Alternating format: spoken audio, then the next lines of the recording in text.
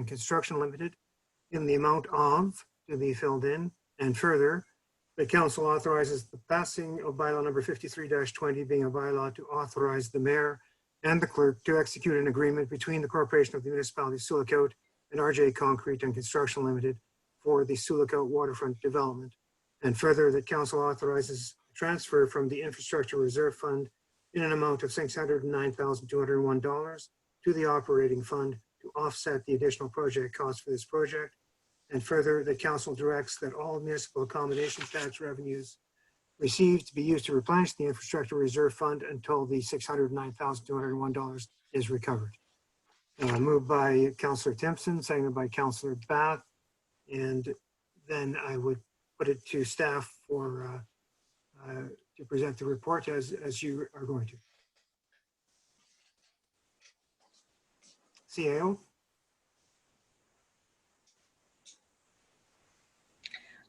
Thank you, Worship. Through you, Worship. I'd like to defer to Jody Brinkman, the Manager of Development Services, to talk about the options and what subsequently happened after our last council meeting and his report. And then I will add further information as we go along. Thank you. Thank you. Development Services Manager.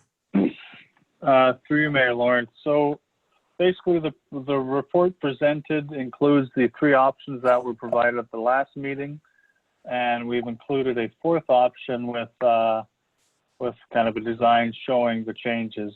We tried to keep in mind council comments regarding accessibility, as well as the requirement of the funding of the funders to maintain kind of the original design intent and integrity of the actual development.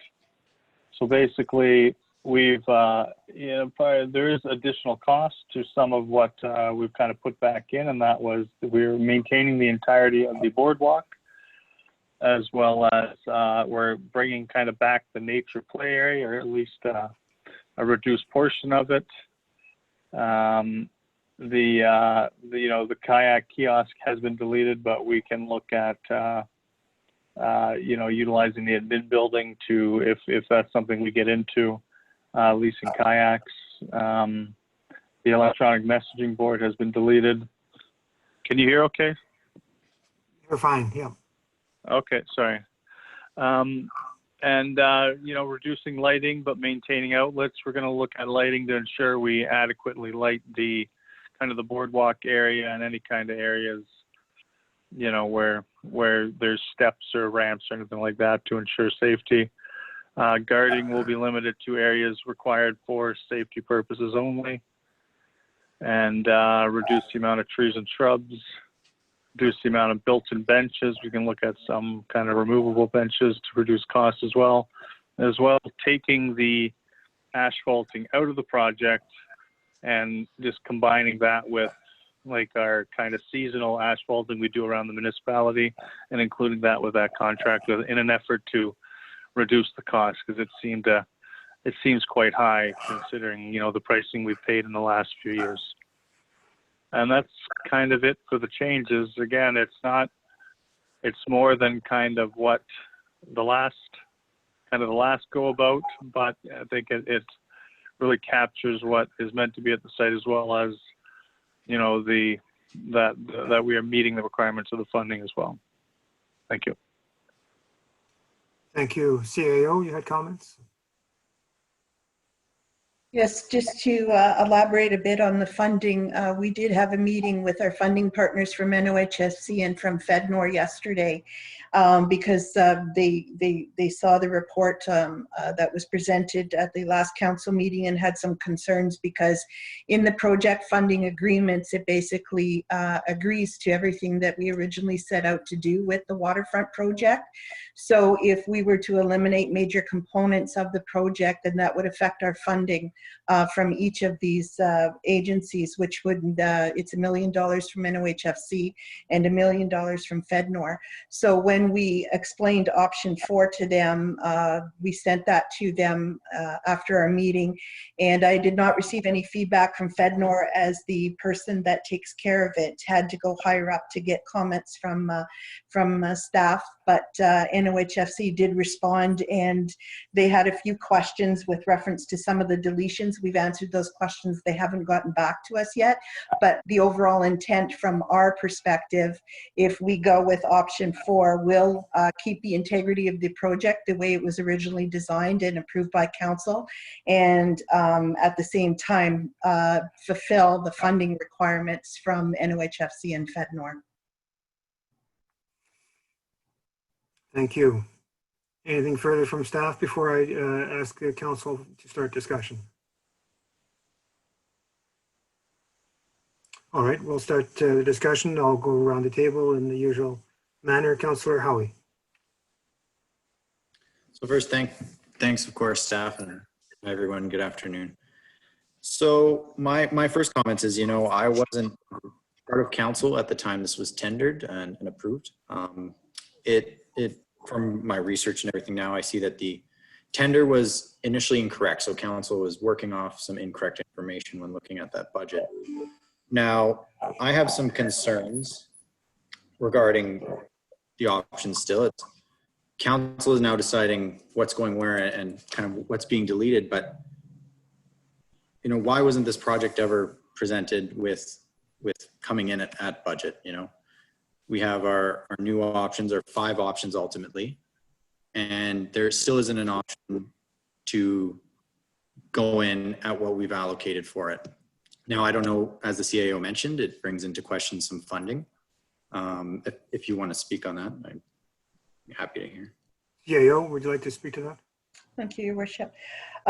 Yes. As you can see under the previous 3 options that were presented, if we were to come in close to budget, we basically wouldn't have a waterfront project at all. We'd be deleting most of the major components of what we originally set out to do. And that would significantly, if we did not go forward with that, chances are we'd lose the $2 million in funding, or very close to losing it all, and that could be in jeopardy. When they approve these projects, they're based on what we originally, when the municipality originally presented in the funding applications.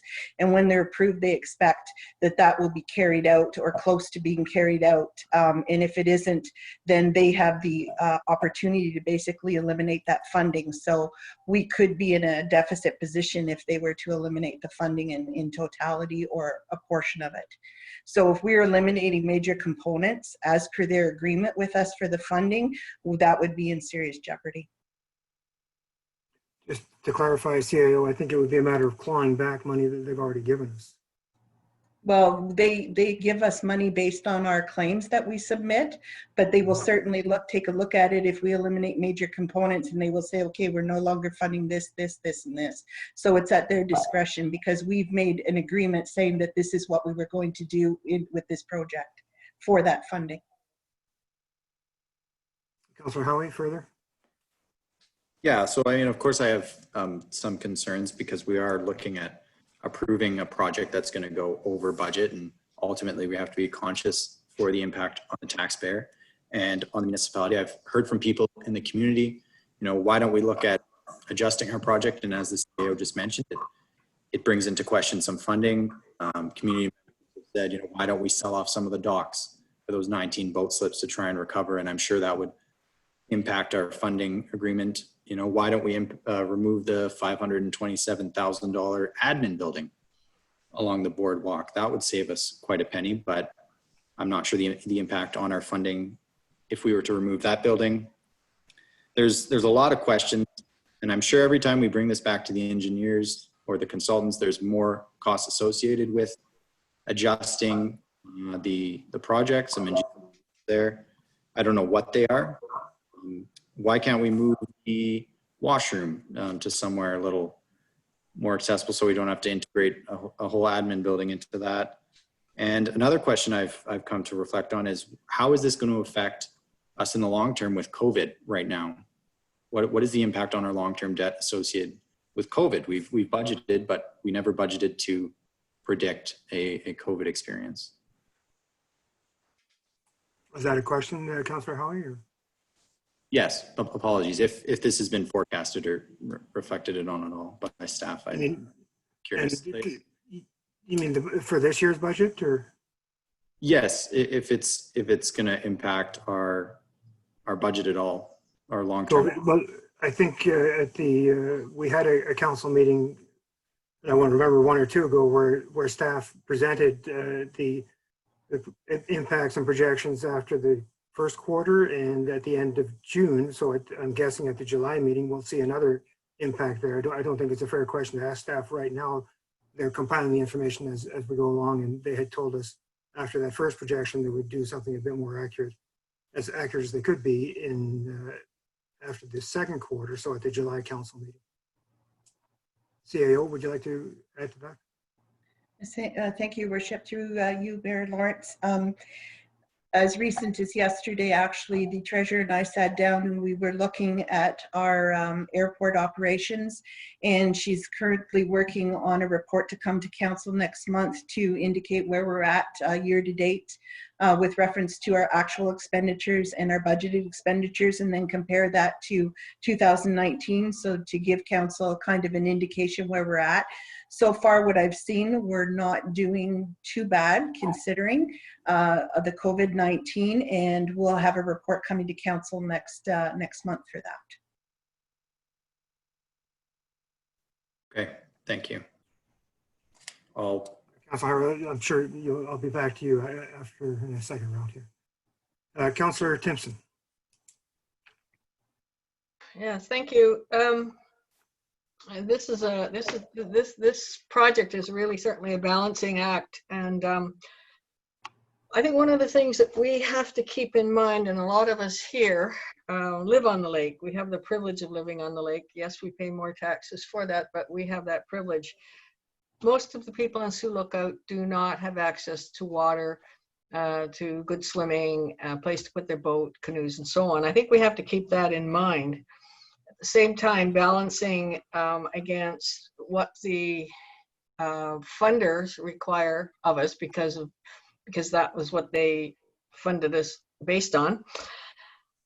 And thirdly, the other thing is balancing against how much we can put extra into this without really compromising our tax situation. So, but on that, I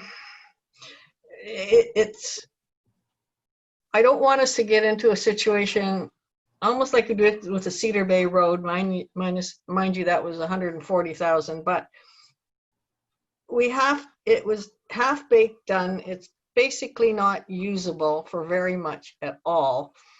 And if we skimp too much on this, then we might satisfy the funder, but we haven't really done anything for the people of Sioux Lookout, people that need to have a place, safe access to water.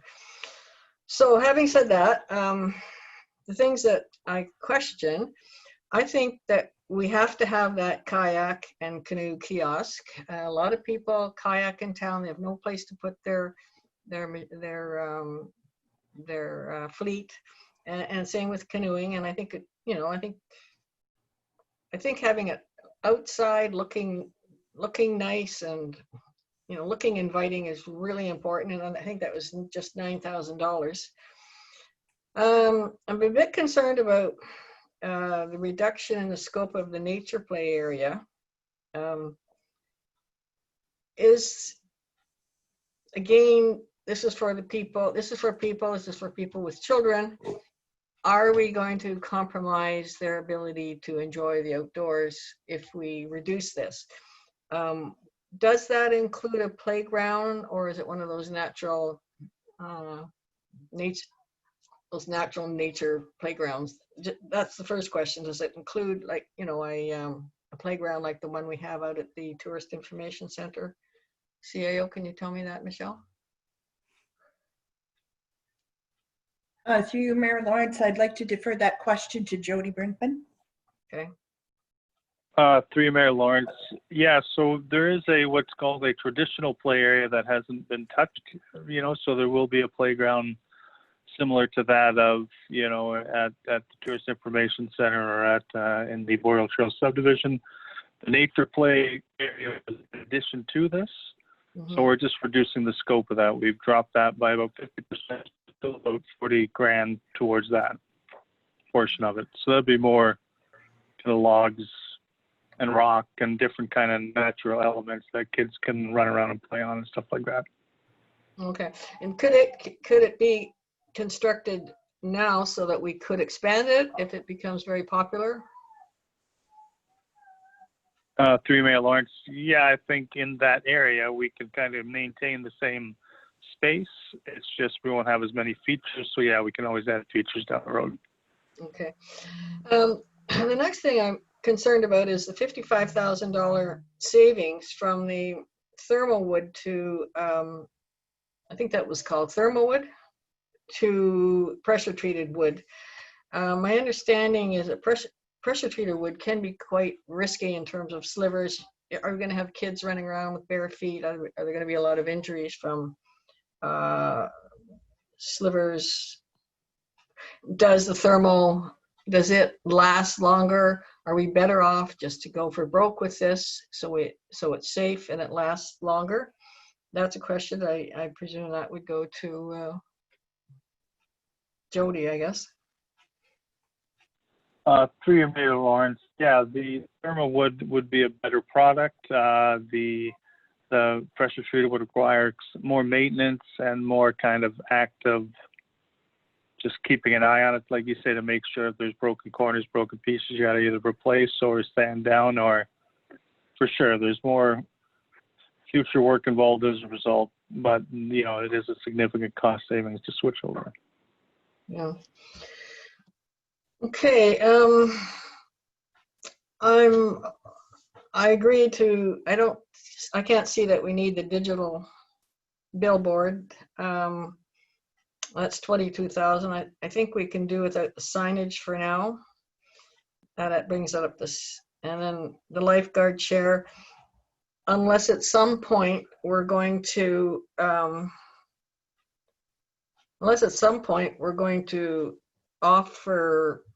hire a lifeguard and offer swimming lessons and so on down there. I think we could do without it now, but preserve a space for it, because in the future we might want to go that route. And then a bit concerned about the reducing the lighting and electric capacity. Are we cutting ourselves short here for future? Because if it's as big a project as it sounds, then we're going to need more lighting at some point. So I've come up with 61. I agree with 61,000 in savings. I'm concerned about the wood and the canoe and kayak kiosks. So that would bring us down to a little less than 300,000 to find for this. So those are my comments for now on what I think could be deleted and what I would like to see back in there. I'd be happy with that, with a boardwalk that is really a much better. I mean, it's a major component of the project, and I'm really concerned about skipping on that.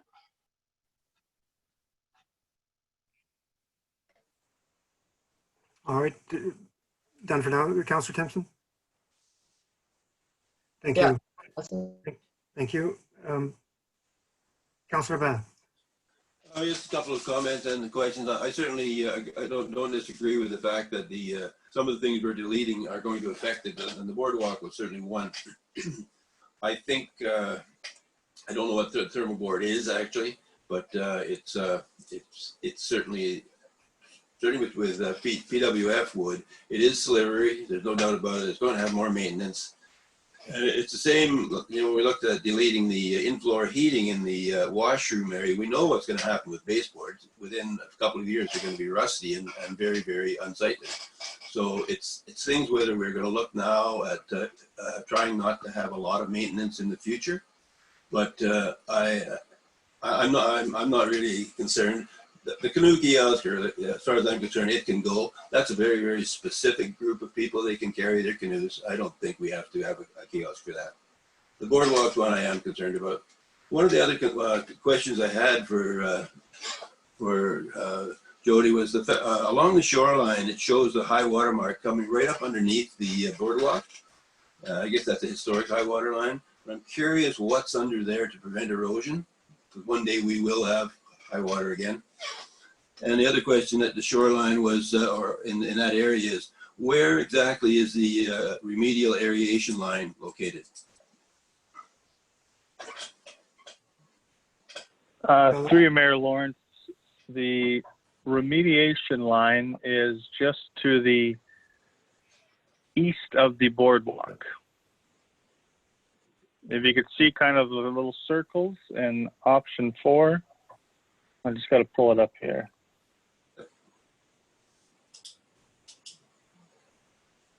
Where is it? Little black dots on the plan there. So that's where kind of the biosparge system will be placed. So, And there are some monitoring wells underneath the actual boardwalk.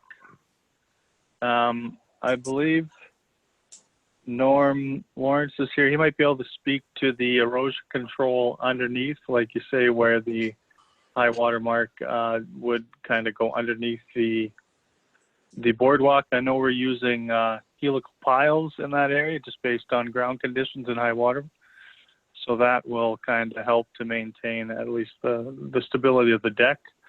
And I believe probably some geo and some riprap, but I'd like Norm to speak to that if he can. Yes, through you, Mayor Lawrence. We designed the boardwalk system. It all sits on a piled foundation. And the reason we went with the piles, of course, was to avoid any potential for erosion. I should point out that that particular high water mark line that's shown on the drawing, it's quite an extreme occurrence. The frequency of it, of course, we have climate change, I suppose, could be more frequent, but we wouldn't expect it to be an issue for the way that that particular boardwalk structure has been designed. So no concerns from an engineering standpoint.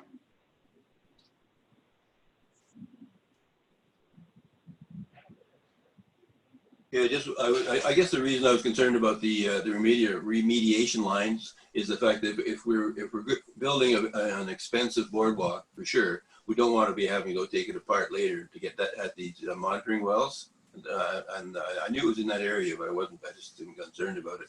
And the other thing is the cenotaph being the move. There was a discussion at the beginning of this process that the cenotaph wasn't going to be moved, and in one of the options it wasn't moved.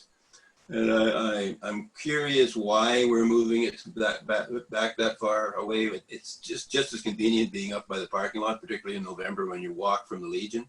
It's easier to walk to it down by the parking lot than it is down right by the beach. Those are just comments. That's all I have. Thanks. Development Services Manager, did you have anything to say on that, or you're good for now? Well, sure. Through you, Mayor Lawrence, the idea here being part of the cenotaph, part of the boardwalk is for accessibility. There'll be kind of direct access between kind of concrete sidewalks and the boardwalk, as well as uplighting, and you still got the view of Sioux Mountain in the background. And it's just, and as well, it gets it out of, because right where it sits now is kind of in the center of that field, and it just kind of opens up that field a bit better. That's kind of the intent there. All right, thank you. Nothing more for now, Councillor Bath? No, I'm good now. Thank you. Councillor Fenelon. Good afternoon, everyone. Nice day out today. I agree with what most comments of people are saying here, and that's what I took and notes on when I looked at it. The boardwalks and stuff like that, I agree with council. The preserved wood is is a character of some of it, split and shaped and whatever. And with the amount of traffic on it, it's going to wear, the paint will wear off on it. So I want to see that thermal wood, I would think would be a better thing, seeing as there's low maintenance to it. Just so you know, I was in Sioux on Monday and somebody bumped into me and we had a conversation about this project that we're on here right now. And this person was adamant that there's people out there that want to see this go through and not be hashed away. Something that we're not happy with, and they are committed if there's a tax increase for it that they are willing to. I don't know how many friends she has and stuff like that, but it's a conversation that somebody had with me, and I agree with her, and right from the start that we don't want to chip this away too much, and even if it is going to cost a little bit on the tax base. Plugins, I don't know how many plugins you're going to take out.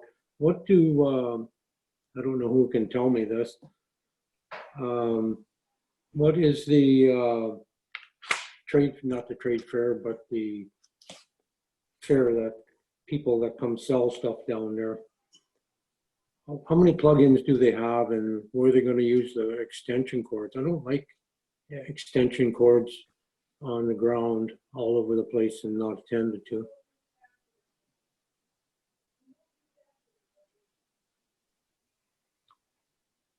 Development Service, can you comment on that? Through you, Mayor Lawrence. Yeah, so the goal here is we're reducing some of the lighting, but not the outlets.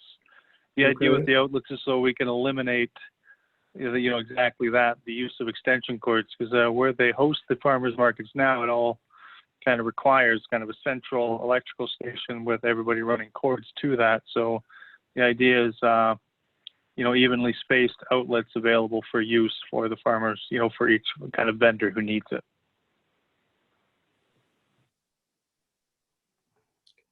Are we going to have, I guess another question, are we going to have at least one wave signs up there?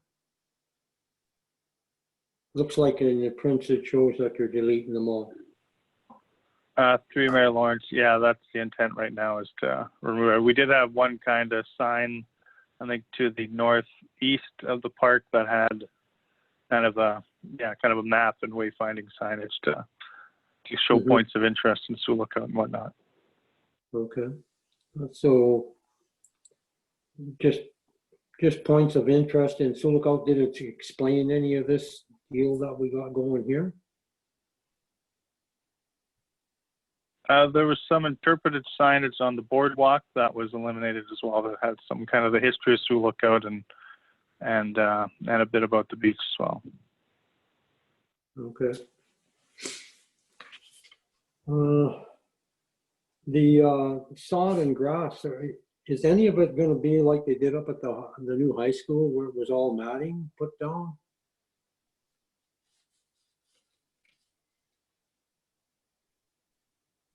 Through Mayor Lawrence, if Norm could speak to that, I'm not 100%. I just assume it's just sod, and I think the matting maybe you're thinking of at the high school was the retention pond area maybe. So yes. To the south of the school, there's a retention pond that all the stormwater flows into. Okay. Or surface water, I guess. Yeah. Okay, no, that's it. Most of the conversations have taken place. I made some notes on them too at the same time, so they're known. Okay, I'm done. Thank you, Councillor Fenelon. Councillor Cassidy. Yeah, I got a few questions. I'm glad to hear at least there's some answers with regard to the contracts and what we're contracted to do or obligated to do with this to actually allow the funding, because if we don't do what it says, we're going to be on the hook for even more money. What with the administration building, what's the plan, who's going to be sitting in that building? Like, what's their intended use around that building?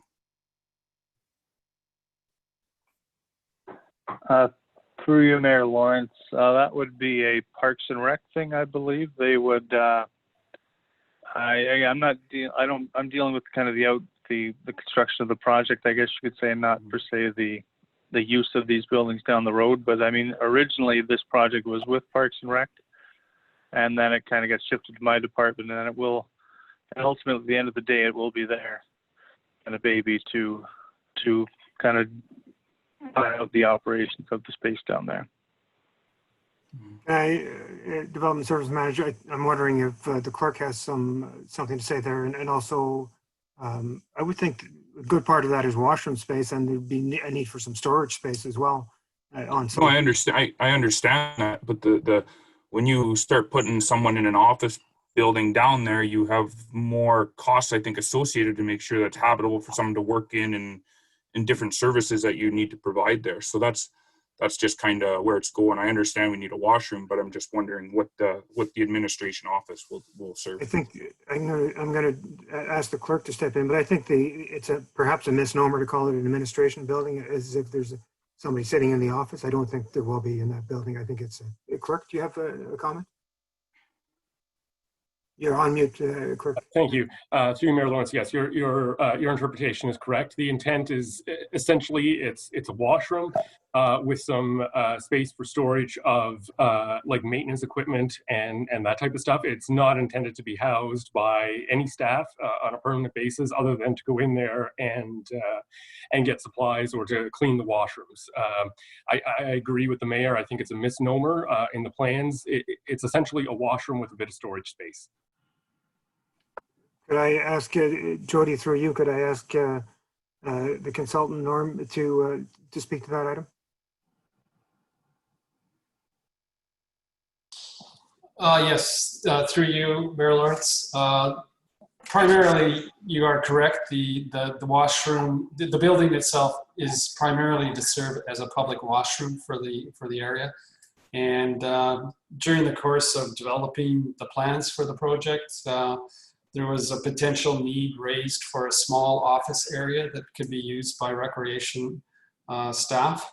And so that area has been slotted in there. But, you know, in terms of the overall cost of the building, that area is really minimal. It really isn't taking any major bite out of building budget.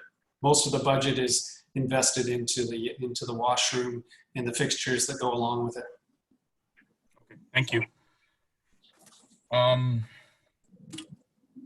So I guess my next question is, with the proposed payment with the MAT tax, how long will this take to pay back down? I think we can ask staff to speculate, but there were some estimates on MAT tax. This year is knocking a little bit of a hole in that tax, and so it's a bit of speculation and range of. But I'll let so the answer. I don't think we can to ask staff to give a firm answer. I think it'll be a range of as long as or as little as answer. Having said that, I'll let staff answer.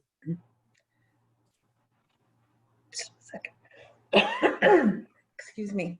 Through you, Mayor Lawrence, I went back to a report that was previously went to council, and it was roughly a little over $200,000 a year in MAT tax that the municipality was expecting, and I believe that was based on about 75% occupancy of the hotels.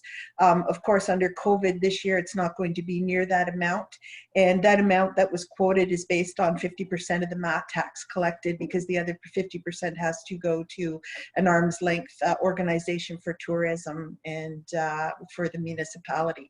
So using those numbers in a normal situation, it would take approximately a little under 3 years to pay it back. Okay. So I guess my comment on that is, under a normal situation, we're in a situation right now that affects that revenue stream coming in, and we're spending, or we're committing money that we don't even know what we have we have our application in for our rec center that could be, I don't know, that could change as well, but in that meeting, we were looking 2027. So if this COVID affects what we bring in this, we're taking some money that we had that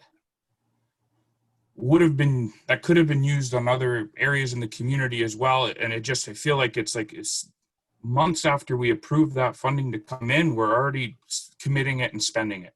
And I understand that the situation we're in, but that doesn't sit well with me. That's my comment on that. I think we're tying that much money up into one thing so much that there's other areas around town. Our trail systems could use work. We have a deficit with our boat launches with repaying our reserve funds. We have a cafetorium that's not paid for. And those are some of the stuff that we could have used this money to knock off the plate. And we're as fast as we get it in, we're committing it and putting it off the books. That's my comment with regards to that. I understand we're in between a rock and a hard place with this, because on one hand, if we go ahead with it, we got to pay the bill. We have to get this done this year. We don't have a choice around that. We have to meet our funding agreement. So the items listed here, we have to do. And if we don't do this in the way we outline that we're going to do it, we could potentially have to pay back $2 million. So that's going to put us in an even worse spot. We're pretty much pot committed to this. It's just, how are we going to ante up? Those were just some of my thoughts around this, or around that. And we can leave that for discussion further on. Thanks, Councillor Cassidy. Councillor Lego. Yeah, I think we're all speculating at this time, since we haven't heard back from our funders. We don't even know if the $609,000 is even going to satisfy what we've agreed to. As the CEO has pointed out, they have not got back to her. Both funders have not got back to her about the changes that need to take place. I know that we were asking to have this money moved from the infrastructure fund, a reserve fund, and then to be paid back by the accommodation tax. But whether or not that $609,000 is even going to satisfy our commitments on top of what we've already asked the taxpayers to pay of $900,000. Again, as Councillor Cassidy said, we're in a bind here. We're spending money. We don't know what we're bringing in with the accommodation tax. It could be 4 or 5 years until this is paid off. We don't know how long COVID's going to last for, or how long the governments are going to keep us shut down. There's just a lot of unknowns at this time. I was hoping that we would just stick with the 1.276 that's still available and see what we can remove, but I'm afraid we can't remove much of anything. We're really stuck here. It's not a good place for the community to be in. And as Councillor Cassidy pointed out, there's other things that we've already committed to. The cafetorium hasn't been paid down. It's been 5 years since we made a payment on the boat launch money that we borrowed 9 years ago. Our boat launches need to be upgraded a bit. To me, the accommodation tax should be a part of that. Should have been going to the boat launches. And what about maintenance in the future for this project? You know, the accommodation tax, part of that money could have been put into a reserve fund to pay for maintenance in the future, but now that's all gone. Yeah, I'll wait till the next round, but those are just my concerns on moving forward. I think we're in a bind, and we're going to have to do this personally. And whether or not that 609,000 is even going to be enough, we don't even know that yet. That's all I have at this time. I'll wait till the next round. Thanks, Councillor Lego. I'll make some comments unless staff wants to interject with anything. I would just, maybe I'll just make my comments as the seventh member of council here. there was discussion about how we got here, and we got here over a very long time. From the initial concept back 10 or more years ago. And in that study, we have implemented, as we've said before, we've begun to implement many projects. The Sue Hudson revitalization study was not something, the plans in that, which were supported widely in the community and developed based on public input, could not be done in one fell swoop. They identified many, many projects, this being one of them. And you have to wait until you get the right kind of funding from the government to proceed. When it came along, we got the funding from one, and normally this project is a typical 1/3, 1/3, 1/3 arrangement, I believe. And when two of those thirds are the province and the federal government, and they have to be in lockstep for it to work. And unfortunately, usually they are pretty good about one supporting the other once they're in. On this one of them was 3 years behind the other. So even though we had approval from one, we didn't have it from the other, so it couldn't proceed. And that sort of kept things on a holding pattern for quite some time. And then, of course, we had the oil spill down there that had to be dealt with, which further delayed things, getting agreements in place, getting physical work done, investigations, which spanned this out. So some of this project that was envisioned as one project, which might have been tendered as one unit, had we been early enough in the game, and couldn't be because the funding was going to expire. So it was broken down into various elements in order to try and get a finish. And I believe, and the CAO could correct me, we got an extension of a year on this project to allow it to be complete this year. So here we are, and into the final part of the project, the stuff where all the fun stuff is above ground, is where all the poop hits the fan way over budget. It's sort of like the accumulation of all the other things, and here it comes down to this one. Did staff have anything they wanted to add about that, how we got here? I thought I saw a hand go up earlier in the discussion. AO, clerk. Through your worship, just to answer Councillor Lego's comments or provides a little bit of clarity. The integrity of the project, if we don't, the one thing that I think could be problematic or slightly problematic for us with the total amount of roughly 610,000 over budget under option number 4, the only thing that I can see that could possibly be problematic for us is the canoe kayak kiosk. Because that seemed to be the main point that NOHFC has brought up since our conversation yesterday. I don't think that I think if we go with option 4, that we may be okay with both funding partners, but it still remains to be seen once they get back to me. But that's the indication that I got, that possibly they're accepting of option number 4 because of the fact that it's not losing the integrity of the project, and the project scope under the 2 agreements falls into place with what we're doing or what we're proposing. Thanks, AO. Clerk, did you have anything to add on how we got here? To you, Mayor Lawrence, I think you pretty much covered it in your summary. Thanks. Okay, thanks. So I'd just like to say, staff, I think have done a very good job here working with the consultant to strike a balance between the various needs here. So thanks for that. I had a couple of just a specific question through you, Development Services Manager, and maybe to the consultant on the thermal wood. I'm not quite familiar with what product that is, but I know the existing dock, and almost everybody in Sioux Lookout who has a dock, it's pressure treated. It wears down. I mean, splinters are perhaps I think it's a fairly nominal hazard. The thermal wood, some of the other the composite or the synthetic product can get very hot and I think quite slippery and when they're wet. Could you comment on that, Development Services Manager? Through you, Mayor Lawrence, this is actually it is a wood product, but it's a heat-treated, heat-steamed product that makes it denser and less susceptible to the elements and rot and decay and whatnot. So it's a souped-up wood product. Okay. And maybe Norm can go into it a little more than that as well. Through you, Mayor Lawrence.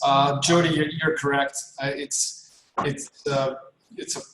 Basically we're taking the wood product and it gets heated to over 180 degrees Celsius, and that process improves the durability of the wood. I wouldn't say it's going to be, 100% splinter proof, or anybody going in bare feet aren't going to get any kind of slivers, but it would reduce that a little bit. But certainly on the durability side, it's an improvement over regular pressure treated wood. Okay, thanks. And that did come at a cost of, I think, the 55,000 credit for going to normal pressure treated wood? Yeah, there actually isn't very many processors that do this type of work, and for this particular product, it's coming from New Brunswick, so that's why there's a fair bit of mobilization cost involved in it. That's why you're seeing a big number there. Okay, thanks. Seems like most of the elements that staff are suggesting be deleted could be added at a later date. This one, the thermal wood, is one that you wouldn't add. It's either or at the decision time now. I think staff have spoken to the funding and the requirements. I mean, if we stop this project now, we'd owe the project $2 million to the various levels of government. So we can't do that. And then it's a matter of the negotiation, so to speak, or presentation of that the CAO and staff are having with the funding agency as to maintaining the integrity of the project. Sounds like we're almost there. I too was one of the councillors said that he was stopped. I too have had people give me telephone calls, public support for the project and how important it is for the community and that they're behind it. So I know there's words on both sides. There's some that want to see slash and cut, and some that don't like this and don't like that. But there is a significant part of the community too that is quite behind this. So I think we'll just go to round 2 of discussion now. See if what's been said has spurred any more thoughts or questions from council. So Councillor Howie. Thanks, everyone. Great discussion. And, I want to start off with echoing kind of what Councillor Cassidy and Councillor Lego said is we're caught in a balancing act right now because we're speculating. We don't know the decisions we're going to make, how that's going to impact our funding. We haven't heard back from all funding partners in this venture. So it makes me unsettled to say, okay, we're going to delete this, we're going to delete that. And then they may come back and claw back a considerable amount of funding and we may be stuck somewhere. And as Councillor Cassidy said, we are allocating money that we just approved that could be spent elsewhere. Now, the pressure treated wood on the boardwalk, I know we all have, or many of us have decks and docks made of pressure treated wood. We replace a board now and then, but you open it up to the public, you make it a public space, there's that much more use and that much more abuse to the wood, and you're replacing more boards, you're getting more slivers. So that, I think the thermal wood may need to be revisited in that respect, because we're going to be looking at more costs down the road in our long-term maintenance. Now, the kayak kiosk, that implies that we are going to be in the business or in some way involved in the leasing or rental of kayaks. And to me, that would be concerning. I don't see how a kayak rack couldn't suffice. A $9,000 kayak kiosk to me seems quite pricey. And the other thing is the admin building. Councillor Cassidy brought up and questioned the use or purpose of that building. It is, I see there's in the blueprint, there is a janitor and mechanical room, an electrical room, a couple washrooms, an office space, and a storage space, but at a price tag of $527,000. So I'd like some more clarity on the projected use of that building, and if there is even a way to reduce the cost in that. Yeah, any clarity if Mr. Brinkman could provide some to that, or the clerk. Development Services Manager, comments? Through you, Mayor Lawrence, as I kind of indicated before, I won't be dealing with the operation of the facility. the intent to provide office space is where you just don't know if this area becomes a very popular area. Maybe there's support for either a summer student down there to kind of maintain events throughout the summer, or you know, different events that are held, farmers markets, Blueberry Festival. This is office space that can be utilized to help support the events and any kind of concerts down there. I even, you know, for the day use, the marina, the dock slips, you know, someone can be there to take money for people to utilize the dock system. I can't really speak to how Parks and Rec is going to operate the facility down there, but you know, we just want to make sure we have that ability to house someone down there if that need ever arises, which I think it may down at some point. Could I interject? Could you just, the admin building, so-called, I'd call it a maintenance building, a washroom maintenance building. Could you just give the square footage, the total square footage, and how many square feet is dedicated to each function?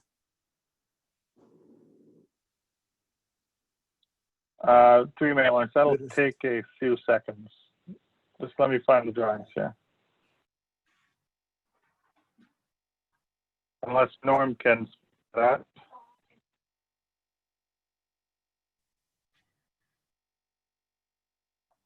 I'm doing the same as you right now, Jody. I'm trying to open the drawings. Mayor Lawrence, if I may, in the interim. Yeah, please. Being a former lifeguard and swimming instructor and having taken swimming lessons and survival classes and all kinds of stuff at lakefronts, at different lakes, I would anticipate, and again, I wasn't here in the initial onset of this project, but I would anticipate some of the administration building, if it is under Parks and Rec, that it would be storage for different supplies, given the fact that there was a lifeguard chair there and the possibility, I'm thinking there's a possibility of reviving swimming lessons and things of that nature at the beachfront. So having said that, there is a requirement for storage for supplies for lifeguards and swimming instructors, such as life jackets, buoys, things of that nature. So that's one thing that I can think of that would use that space in that building for storage if we were to expand our programs at the beachfront. To you, Mayor Lawrence, I can also add that storage space, especially for recreation type programming, is very much at a premium.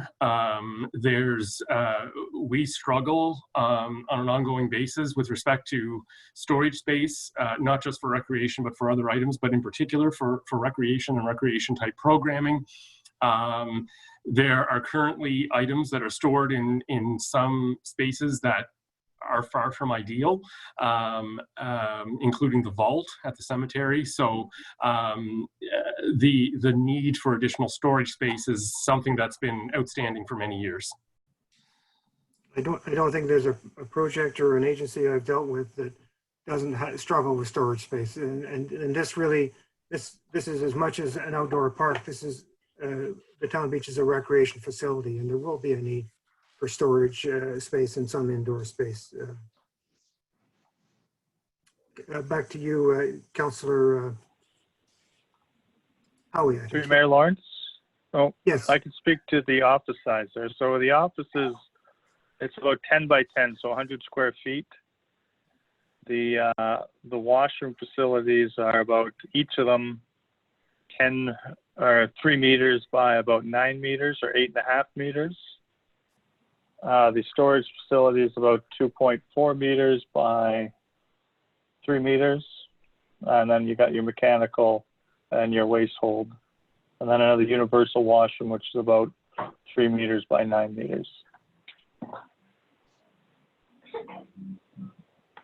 Thank you. So the units for the office space, 10 by 10, is that in meters as well, Jody? Or feet? No, sorry, I'm jumping from metric to standard. Sorry, that's feet. So it's 3 meters by 3 meters. Okay, thank you. Back to you, Councillor Howie. I think that's where we were on the round table. Yes, thank you for answering those questions. Yeah, I do see that the building does include the 3 washrooms, and there's no denying that storage space is at a premium within the municipality. And like Mayor Lawrence has said, many organizations struggle themselves to find storage space. I struggle with the position that we're in, being stuck where we are, and we might have to bite this bullet and spend this money.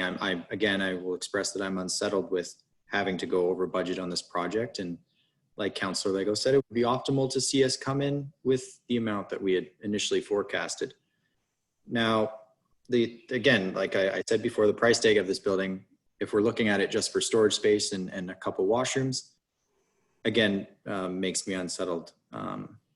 But if we're going to go to a third round of discussion, I'm very keen to see what everyone has to say on that. I'll take it that is your sign off for this. Thanks, Councillor Harvey. Councillor Timpson. Yes. Okay, I want to make some comments and conclusions, but I have two questions to start with. Is the washroom open all year round? And where will a pavilion space be? Development Services. Through you, Mayor Lawrence, yeah, the building is designed so that it could be open year round.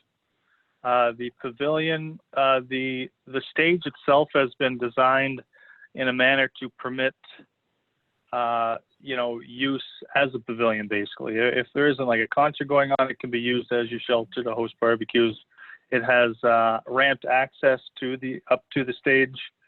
As well, we were also considering a smaller kind of sunshade tourist information to the building, or that would be maybe like a next year thing if we have, because that's not included with this project, but we have discussed a bit of a pavilion. But that being said, the stage itself can be utilized for that purpose. There is a hand washing sink down there, and there is actually a small community storage space down there too.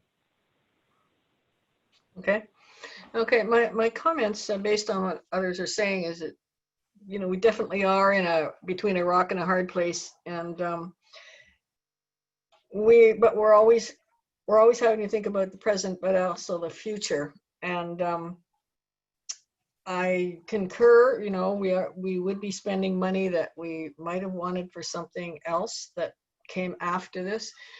But if we don't spend that money, we are going to be spending more to fix what we didn't do. And so it's almost like we have to do first things first. Let's do this project and do it right. I've been around council long enough to see enough projects go through that we've tried to skimp, and they just haven't done it for us. And I can see this. If we skimp too much, it's not going to be the economic benefit that we anticipated. It's not going to serve the needs of the people of Sioux Lookout.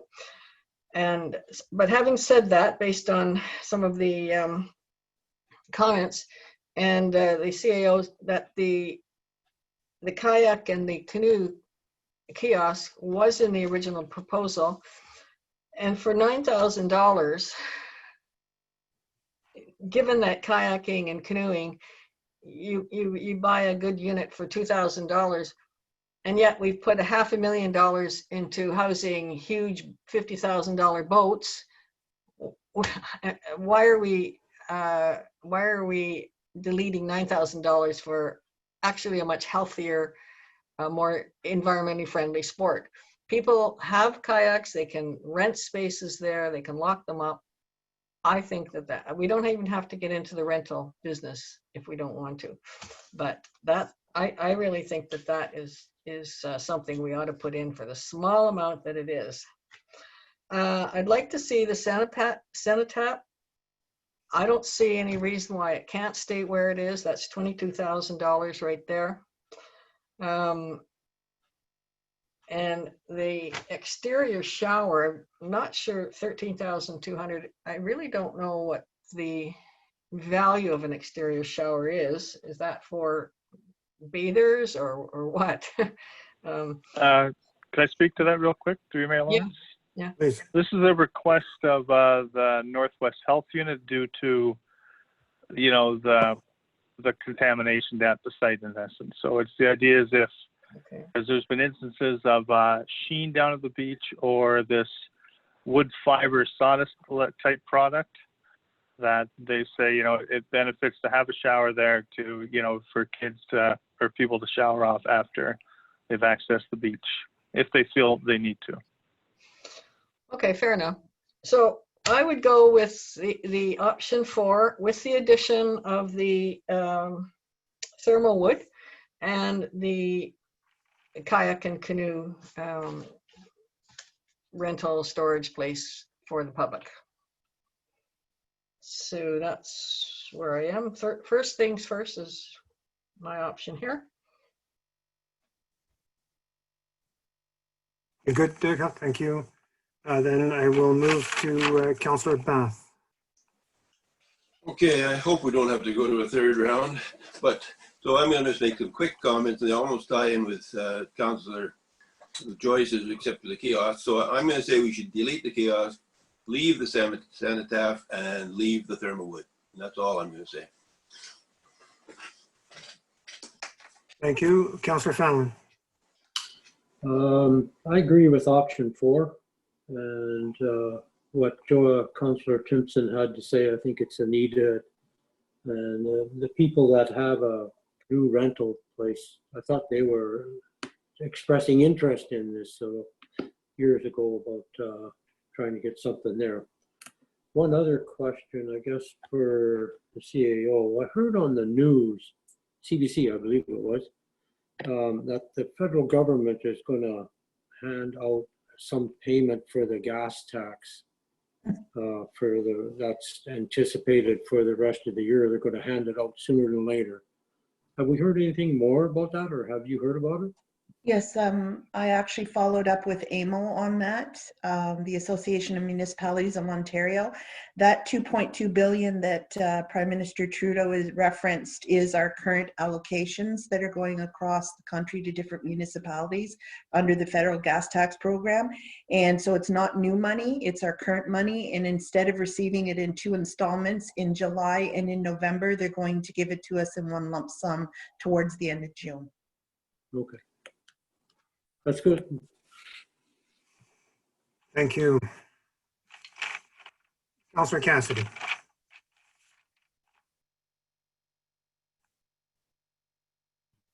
Yeah, just a couple other questions, I guess, is how are they able to get the general conditions down by about $66,000? Item number 1 on the line items there. Through you, Mayor Lawrence, probably let Norm speak to that, but I think it's just based on the reduction in the scope in certain areas ultimately reduces the cost of mobilization and things like that. But I'll let Norm speak to that. Through you, Mayor Lawrence. The general conditions, as Jody said, they include mobilization costs. They also include accommodation costs. They include the cost of bonds. A lot of these things are tied directly to the scope of the project. Like, for example, bonds is usually based on a percentage of the construction costs. So the bonding cost goes down on a prorated basis. If we're reducing the scope of the work, then some of their accommodation costs will be less because there'll be less time on site. So that's kind of how that item gets reduced. The next thing I wanted to just touch on too is I noticed we did take out a lot of like the footbridge area and some landscaping stuff, reducing shrubs and trees, but then we added the 80,000 contingency. But the stuff we took out was about 73,000, and then we're adding an 80,000 contingency. Can you just elaborate on that?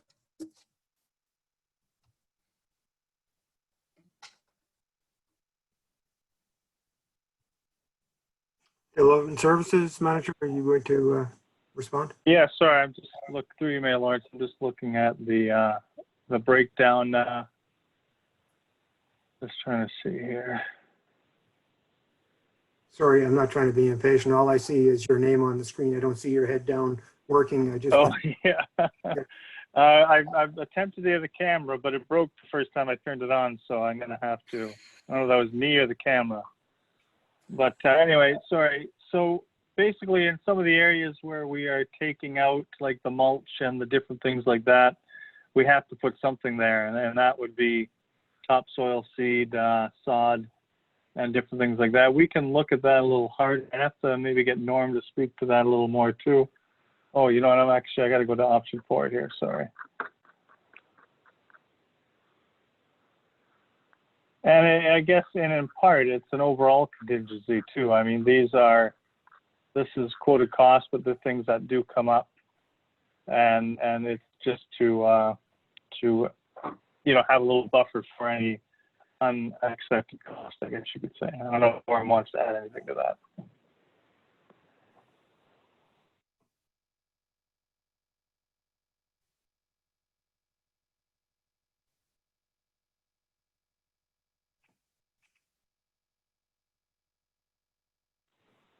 Are you adding something, Norm? I see you're still on mute there. I'm not sure if you're speaking or not.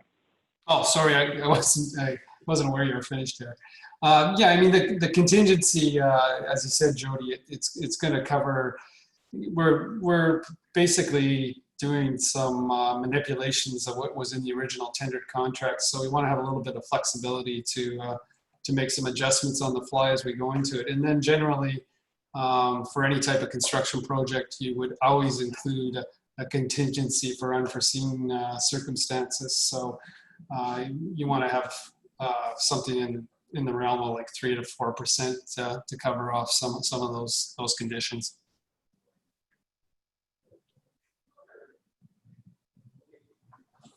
Councillor Cassidy, back to you. Yeah, no, I agree. I was just wanted to know because it's it seemed, yeah, it just jumped out to me. I guess where I'm at with this is whatever we do, I think we need to make sure our funding organization is behind it. So if this goes through today, if this passes, we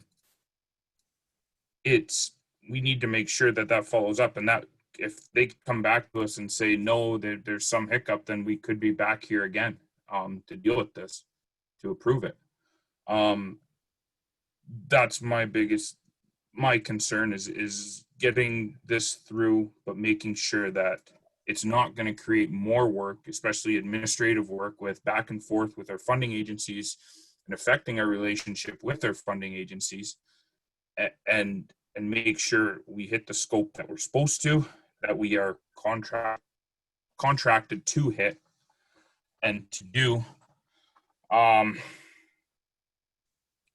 I guess I could say we're in a rock and a hard place here. With regards to the decking, the thermal wood to the regular pressure treated, like I'm okay with the regular pressure treated. There's the stuff, the pressure treated you can buy. It's got the little barefoot stamp on it, and people are good to run around on it. And I think everyone in Sioux Lookout has docks that have that pressure treated lumber from Home Hardware, and it's okay.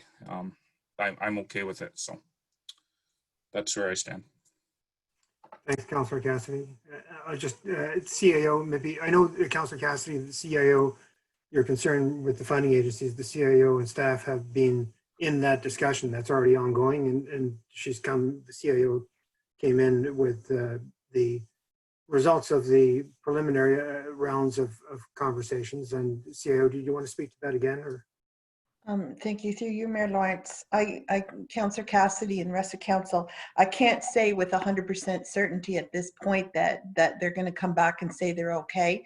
But I can tell you from our conversations yesterday, they did not raise any significant concerns over option 4 when we discussed it. They did express some concerns over the other 3 options that were previously presented, because we were cutting significant portions of the project. And when I go through the project scope, for example, under NOHFC, All of the things listed there are pretty much what is still in the project with a little bit of variation. And the 3 questions that Mr. Curtis September came back with and his manager out of Kenora came back with yesterday were reference to signage, the kayak kiosk, and one other thing that was, I can't think of it offhand. Perhaps Jody can think of the third one, but we were able to answer those questions and I did not receive any feedback since then. So you don't assume that everything's okay, but I'm pretty sure that we've addressed all of their concerns at this point. And I will be following up again today with them to make sure that they're satisfied. And on the FedNor side of it, it will take some time for them to get back to me, but I believe on the initial onset of the project, we presented the scope of the project to both of the funders and they were fine with it. So I think that it may be okay with them as well, but I have to wait to get 100% confirmation. Thank you. Thanks, CAO. Councillor Lego. Yeah, I think the first thing that needs to be stated is a lot of the people in our community believe that we're going to come and ask them to cover this extra cost. I think there's it's not misinformation, it's just not known information of what was going on with the waterfront development. I think people need to know that we're trying our best to move some money from our infrastructure reserve and repay it through another process instead of going to the taxpayers. I just want to make sure that's clear to people that are watching or will hear about this in the future. I do have an issue with the washroom storage at 527. That's mind-boggling to me that that building cost $500,000. Is it the design part or is it the materials being used? I really don't. I was like hoping that we could get rid of the admin building and have a washroom for $100,000. I don't know where we got $527,000 for. It's not a very big building. And I'm guessing the stage is a prerequisite. It was, if the CEO can, yeah, she's nodding her head, yes, yeah. Okay. I really don't know if there's any other savings. Like I said before, we're sort of in a bind. It's already started. Everything that was there has already been taken down. The old stage is gone. The little shelter's gone. The old washrooms are gone. I'm still on the fence what I'm going to do, to be honest with you. I just, that 527,000 blows my mind, to be honest with you. I don't know if Norm can shed some light on why that building is so expensive. Through you, Mayor Lawrence. Yeah, it definitely jumps out at you. But recent trends in all building costs are just crazy right now. The market is extremely, construction-wise, inflation has gone up way more than regular inflation. The reason for this particular building being so much more than what you might expect is, number one, is we built a lot of durability into it, high durability products. A lot of the fixtures, like the toilets, for example, are stainless steel. It's almost like a jail type grade, prison grade fixture in there. So all these things together kind of drive the cost of that particular building. And you know, it's a small scale building, but it has high durability finishes in it, which really escalate the per square foot cost. Okay. Yeah, I think that's all I had for questions at this time. Oh, thank you, Councillor Lego. We're at a stage now where I might go around and ask or do a bit of a survey. There's 3 items that have come up that seem to warrant getting a decision on. One is the thermal wood, which would add $55,000 to the project. Is that correct, Development Services Manager? Through Mayor Lawrence, yeah, that's correct. Another is the kayak kiosk, which would add $9,000 to the project? Through you, Mayor Lawrence, yes, just a little above, but yes. Yeah, and when I say to the project, I'm referencing option 4. And to move or not to move the cenotaph. Right now, moving the cenotaph is in the project, and if we left the cenotaph where it was, it would be a savings of $22,000 if I'm not, is that correct? Through you, Mayor Lawrence, we have an allowance of 22,000. So yeah, the cost to move could be less. I mean, that's the intent is that it's going to be slightly less, but yes, that would be added. That would be taken out, so to speak. So as we discussed moving the cenotaph, I know there were consultations with the Legion on that item. Through you, Mayor Lawrence, yes, there was. The previous CAO had discussed it with them. They weren't, their concerns were about maintaining the view of Sioux Mountain. You know, I think for the most part, they wanted it to remain where it is, but just for the use of the site, it was felt in order to put a larger tent or just hold bigger events, having it on the boardwalk and making a bit of a focal point out there is a good compromise. Okay. So, Council, maybe I'll ask staff first. If, let's say staff, CAO through you, the thermal wood was added in at 55,000, if there's a majority on council that would like that added in, and the kayak kiosk, that would be 64,000 for the two of those. And if we left the cenotaph movement in, that wouldn't change anything. So that would be an additional 64,000. Would that be added to the sorry, I don't have the number for 600 and some thousand and handled in the same way through MAT tax? Would that be what you would transfer from reserve and add that to the MAT tax refund? Through you, Mayor Lawrence, yes, that would be our proposal, is that we would add it on and facilitate the replenishment of the infrastructure reserve fund through the MAT tax. All right. I know we haven't approved any project yet, but it's difficult, and I hope the council will work with me on this, try and juggle this through into some conclusion.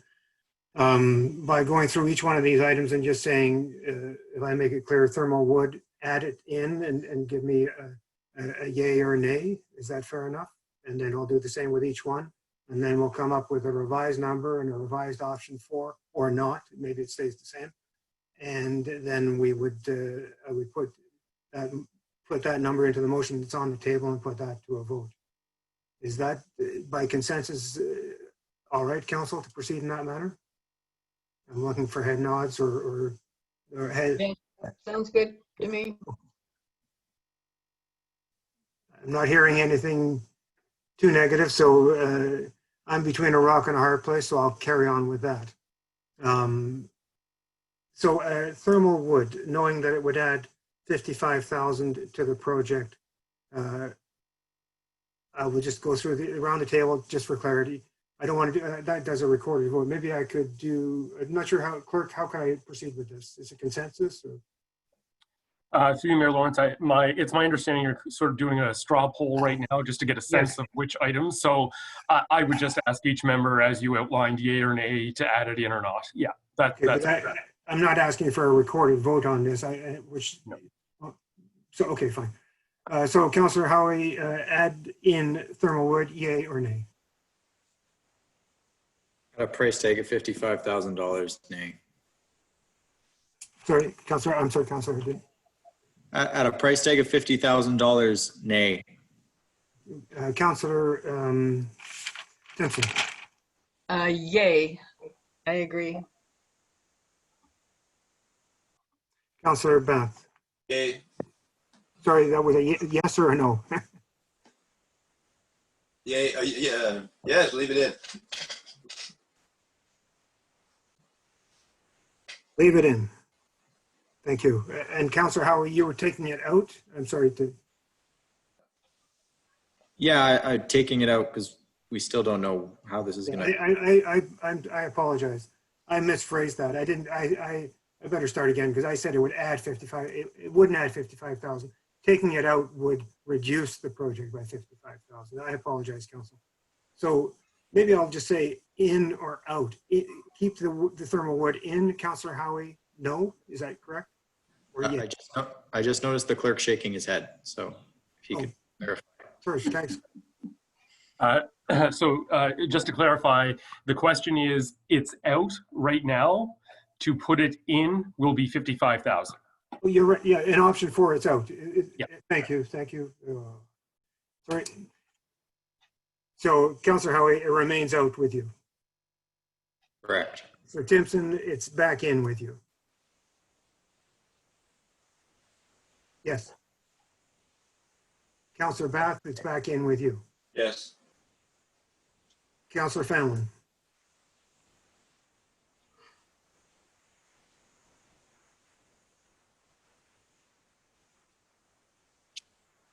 Yes, I'll leave it in. Councillor Cassidy. Leave it out. Councillor Lego. Leave it out. And I'll say leave it out. So the option 4 will remain the same as far as the thermal wood is concerned. Kayak kiosk, same thing. Help me, clerk. Right now, it is out. Correct. So the question is, for 9,000 and change that we've reduced the price by, leave it out or put it back in? Leave it out. Yay or nay, Councillor Howie?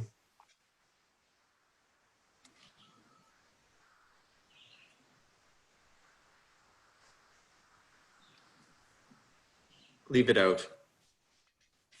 Councillor Timpson. No, bring it back. Councillor Bath. Leave it out. Councillor Fenelon. Leave it in. Councillor Cassidy. This was one of the areas of concern from our funding agencies, pending how it is, whatever feedback we get from them. I am okay with this staying out. It's a small building. It could potentially be added later if we wanted to. You, Councillor Lego. Can the CEO reconfirm if this is part of a prerequisite to get the funding? Just bear with me for a moment. I believe you said yes. Under the project scope, under the funding agreement, it says construct vendor kiosks and patio spaces on the south end of the park. So the vendor kiosk, sorry, wrong one. Introduce canoe and kayak rentals and beach volleyball facilities. So we talked to them about that, and we indicated that it would be done, we could facilitate that through the administration building, possibly, but I did not receive an answer back on that yet.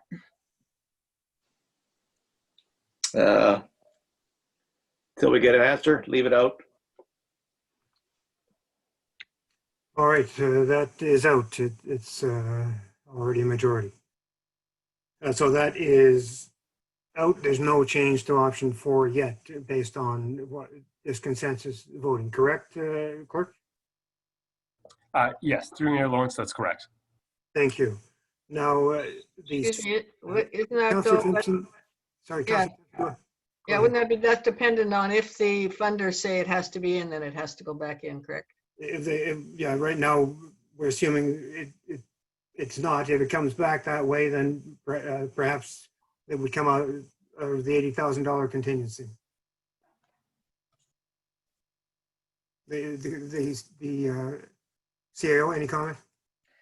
Thank you, Worship. Through you, Worship. I would suggest that, according to council, that it be left out at this point, and I will report back to council as soon as I hear back from the funding partners as to whether or not it has to be in or out, and then propose how we would finance it. All right, Councillor Timpson. Thank you. Then the third and final item and if somebody had some other item that I missed, but there was enough general discussion about these 3 items from enough councillors that these were the 3 items that I had in play, so to speak, was the cenotaph to Right now, the cenotaph is, help me, Development Services Manager, it is being moved.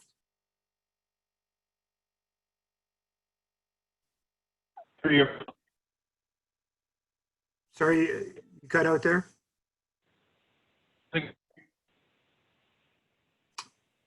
I don't think it's just me. I think you're cutting in and out. I'm pretty sure I'm looking at it. It is not, it is being moved. Is that correct? through your Mayor Lawrence, yes, it is being moved. That is in option 4. So, Yep. So go ahead. removing it would save you 22,000.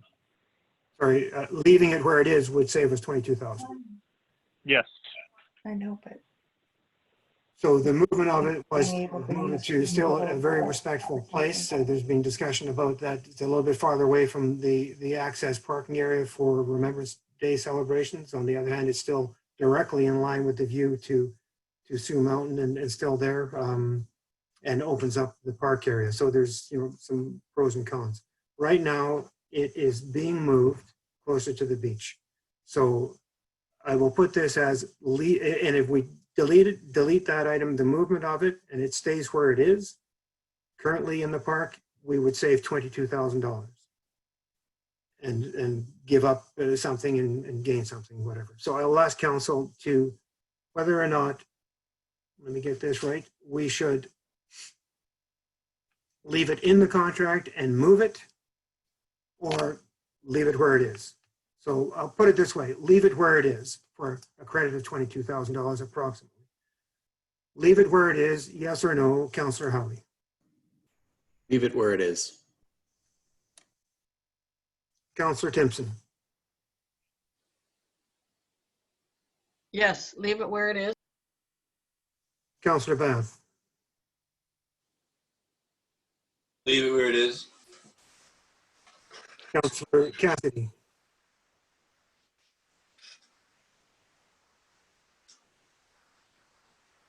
Leave it where it is. And Councillor Lego, did I miss Councillor Fallon in there? Yes, you did. Councillor Fallon, thank you. Councillor Fallon? Leave it where it is, I guess. Councillor Lego, if you wish to speak, you may. You don't have to if you don't want to. Leave it where it is, sir. All right, so what we've done with these three, and council, and without going through 300 items, was there any other significant item that seemed to have general enough buy-in to go to a straw poll? I was making notes as we were discussing. I didn't have anything else written down. If I may speak, Sure, Councillor Councillor Lego, please. is there any way to find savings with the washroom storage area? Or is it all set in stone that these are the items that we're getting for it, and we're going to spend $527,000 on it? I'll just suspicion is to find savings, you're going to have to go to a complete redesign, Yeah. and the savings you find may be lost in the design time. But I'll let the development service manager speak to that. Through your Mayor Lawrence, yeah, I think, part of the use of the beach is that it is not managed at all times. So these washrooms may be open to the public without people there, and you do need ultimately durable products, so you're not dealing with some of the issues we face with some of the other open washrooms that, which unfortunately there isn't a lot available anymore. So I think the intent to keep these washrooms open, we need strong, durable finishes in order to just reduce the maintenance and any damage that we might experience. Okay, thank you. So, yeah. Okay. Just on that as well, how is the price from this contractor for this building compared to the other two quotes we got? I know the quotes were higher, or the bids were higher, but how is this particular item in those other two quotes compared to in this one? Development services manager? Through you, Mayor Lawrence, I'll have to let Norm answer this one if he has this information available. Through you, Mayor Lawrence, the way that the projects are tendered is they're tendered on a lump sum price. We don't ask for a breakdown from each tender. submission. And the reason we don't ask for a breakdown is because they're getting their pricing at the last minute, and to put it into a breakdown, they're just populating it and the accuracy is way off. So what we typically do is once we get a low bidder, we will then ask them to provide us with a detailed breakdown of their submission. So unfortunately, we don't have a number to throw back to you that the other bidders submitted on this particular item. But considering the widespread in pricing, I wouldn't expect it's going to be much different. Thank you. All right, then if there's nothing else from council, then I think it's time to table the resolution. And I think I think the number we're going to insert is the number provided by Councillor Timpson. Yeah, go ahead. Oh, yeah, I did want a little bit more clarification on the lighting and whether reducing the lighting and the outlets is really going to compromise us for future use. Can I have a little bit more clarification on that? Through you, Mayor Lawrence, with this option, we aren't reducing the number of outlets. We are reducing the lighting. However, now that with the cenotaph staying where it is, I guess I was just going to say maybe we, rather than having uplighting, but I guess we'd still want to have uplighting for the cenotaph. So I guess we can look at take a hard look at ensuring we properly light the space with the reductions that we have decided on.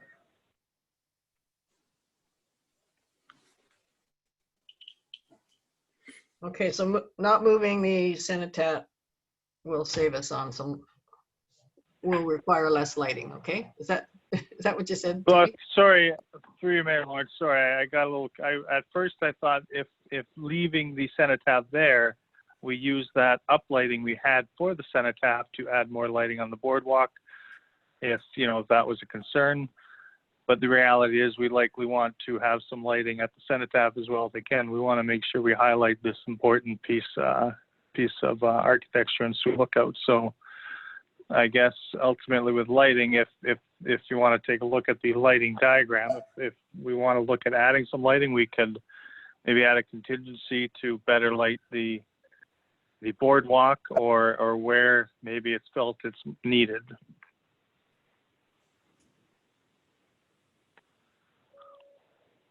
If we save 22,000, it certainly could go into the extra lighting then. I'm wondering if the money we're saving that we shouldn't be keeping as a contingency in the event that a funding agency wants something here or there. Councillor Cassidy, you had a comment? Yeah, my question is if we leave the cenotaph where it is and then we have to run lighting or underground infrastructure to light the cenotaph, is that going to be an additional cost on top of this? By just leaving it there, would there be any cost associated with just doing that? Through your Mayor Lawrence, if we decide not to uplight it, I mean, it currently isn't. We could even look at solar lighting, which would help with reducing any kind of, like you say, subsurface infrastructure that needs to be installed to this light. We will be installing lighting and outlets anyway, so there's going to be excavations and electrical conduit installed anyway. So I don't know. It would definitely be a bit of a change, but I don't know how much of an impact it would have. I don't think very much anyway. Thank you.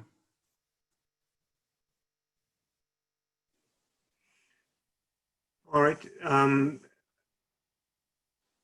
To Councillor Timpson's point about the lighting, I'm not sure how I want to move forward with that. I'd like to be able to table something that can be, we need to award a contract here or not. I think we're going to be awarding one. Some of this fine tuning and tinkering could perhaps happen a little bit later in terms of additional lighting, depending on where the contingency that's built in is. Could we leave it at that? Yes. Thank you. And I would need the calculation, development services manager, on the number to insert, because it won't be the number we've reduced. I guess you don't have a number from the contractor because we're assuming 22,000 for the cenotaph. Is that a quote from the contractor? Through you, Mayor Lawrence, I'll have to leave that with Norm if you can speak to that. Through you, Mayor Lawrence. The costing for the cenotaph, it was a bit of an unknown because we really don't know what the existing foundation is underneath the cenotaph. So the intent of the $22,000 was to fund the new foundation for the cenotaph. Within the contract price that the low bidder has carried, we had him include the work to do some investigative work, which would be excavating around the cenotaph and to determine what the existing foundation is. And also within his contract, it includes the cost to move the cenotaph onto a new foundation. So essentially that $22,000 is only to construct a new foundation. So theoretically, if we're not moving it, there would be a credit that we could ask the contractor for related to doing the investigative work plus the moving of the cenotaph. So how would you suggest that council proceed in terms of awarding a contract with a value? We need to, if you have you see the resolution there, I think council needs to put a number in here. So how would you, Norm, suggest that what number could we put in here that is workable in terms of contract negotiation award? Well, I guess if the question is, what more would you add for the cost of moving the cenotaph? Is that kind of what the... No, no, it's how much would we reduce the contract by for removing that from the contract? Maybe the way we proceed is award the contract for the amount submitted with the caveat that there's immediate change order requested to reduce the contract for the cost of leaving the cenotaph where it is. Yeah, I mean, that's one way of doing it. Or you could just award the whole contract based on that option for leaving everything in, and then immediately following contract award, we would request a change order for credit. Sorry, that's what I meant. That's exactly what I thought I said. Awarded for option 4 value, which is, if I look at it correctly, is $1,885,301.67 plus HST. Is that correct? CAO, please. The $100,000 in there for paving, it's part of the total contract price to show what it would be. And it's my understanding that that $100,000 is not part of this contract, that it's going to be tendered out as part of our paving contract later this year. Jody, can you verify that? Through Mayor Lawrence, yeah, that's correct. So while we've shown the entirety of the price, that would not be part of the RJ Concrete contract. So it would be $100,000 less. Is that correct, Development Service Manager? Yes, that's correct. So the value we have is $1,885,301. It would be 100,000 less because the 100,000 will be taken out of that contract to do the work ourselves, in essence, or contracted out ourselves. And so if council today is to vote on a resolution that says $1,785,301.67 plus HST, with the direction to staff to immediately negotiate a change order for the leaving the cenotaph in place, will this get the things moving? Through you, Mayor Lawrence, yes, I believe it will. I can let Norm comment on that, but yeah, I think that we can move to the next steps.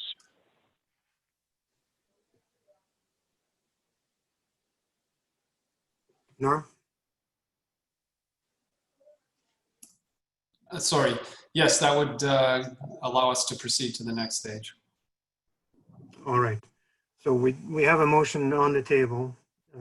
The council awards the contract for the Sioux Lookout Waterfront Development to RJ Concrete and Construction Limited in the amount of, now we fill in the blank, $1,775,301.67 plus HST, correct? Through you, Mayor Lawrence, it's $1,785,301.67. Thank you. Yep. You're right. Plus HST. And how do we handle the direction regarding the cenotaph? Have you received direction? Through Mayor Lawrence, I feel comfortable with what you have directed, yes. AO, that's, and clerk, that's adequate direction? Yes. All right. So that's on the table. Council, is there any need for clarification of the motion that's on the table? Yes. Councilor Howie? Yes. Yeah, Go ahead. just as this is being broadcasted live for everyone, if we could just, state the new number that it would be going over budget by instead of the total tendered value, if that is possible. I can't do it. No, sorry. Through Mayor Lawrence, it would be the 600 option 4 value, I believe, is what it would be over, because unless we are taking out the 22,000. But I think as it stands, you want to keep the 22,000 in for contingency purposes. That's how I understood it anyway. I could be wrong. Sure, yeah, the 22,000 is going to be taken out by negotiation, and then depending on whether or not government agencies require something to be put back in or not, it's available. So, Councillor Howie, does that answer your question? CAO, sorry. Yes, what I would suggest is in the third paragraph that it say an approximate amount of 609,201, because of course we're going to be negotiating change orders on the changes that we're requesting, but the upset limit would be the 609,201.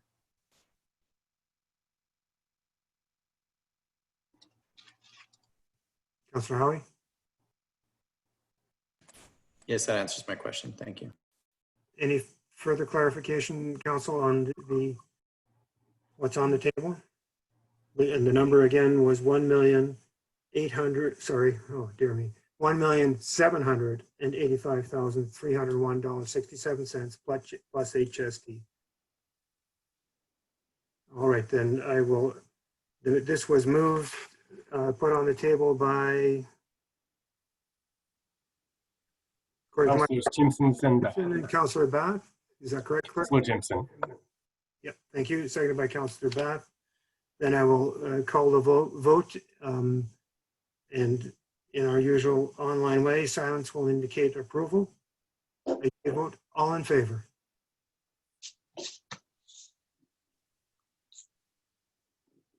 I won't hold it for 22 seconds of silence. I think that was adequate. Carried. Thank you. We now have another item on the agenda, Council. I'm going to, and I seriously mean a 5-minute, can we take a 5-minute break? Is that acceptable? 5-minute break. And I don't believe we'll be back for, I'm not sure this will take too long, but 5-minute break. Thank you very much.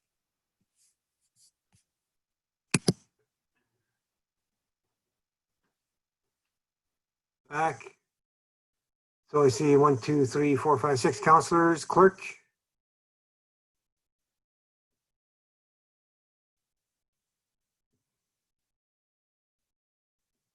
I'm sure he'll be back momentarily. Still within the realm of 5 minutes. There we are, clerk, thank you. Is there anybody else we need back, CAO?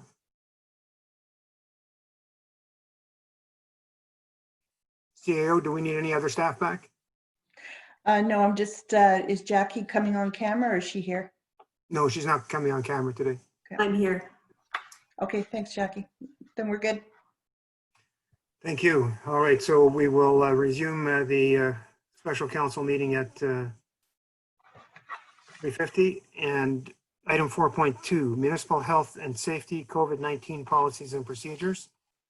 The council authorizes the passing of bylaw number 54-20, being a bylaw to establish a health and safety policy manual for the corporation of the municipality of Silicote and to adopt certain health and safety policies. Moved by Councillor Fenelon, seconded by Councillor Cassidy. And I will let staff lead off.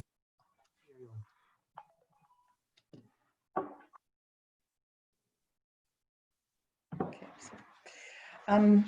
Thank you, through your worship.